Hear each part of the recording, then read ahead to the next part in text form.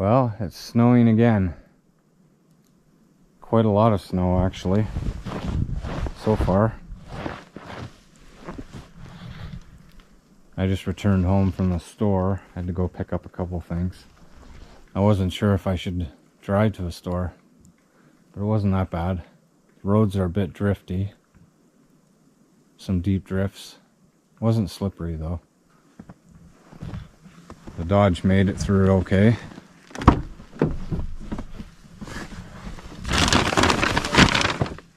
I probably didn't need to go to the store for the things I got.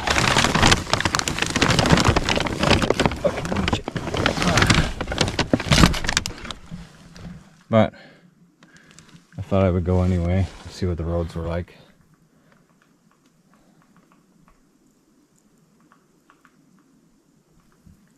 It's supposed to it's supposed to snow all day. It snowed all last night. This could be the big one. A couple times a year we have a snowfall that everyone around here calls the big one. This could be it. I'll show you how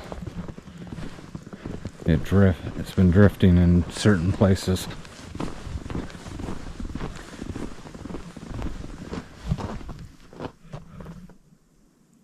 So there's how it's been drifting. And on the roads it's even worse. It's a good 3 feet deep, some of the drifts. So anyways, I'm gonna get my stuff in the house, have some lunch. I have no idea when I should come out and deal with the snow. I guess I could wait a little while. It's not a wet snow, it's a very fluffy snow, so it shouldn't be hard to plow or deal with. We'll see. This is probably one of the best things I've ever owned. It's 4-wheel drive. Things have to get really bad before you can't drive this thing anywhere. I mean, it's got to get really bad, like either very icy or very deep snow before you're stranded. This thing's very good in the snow. Not as good as my Toyota 4Runner I used to own. That thing was probably the best vehicle I've ever had for winter driving. I had a 1991 Toyota 4Runner, and the 4-wheel drive in that was amazing.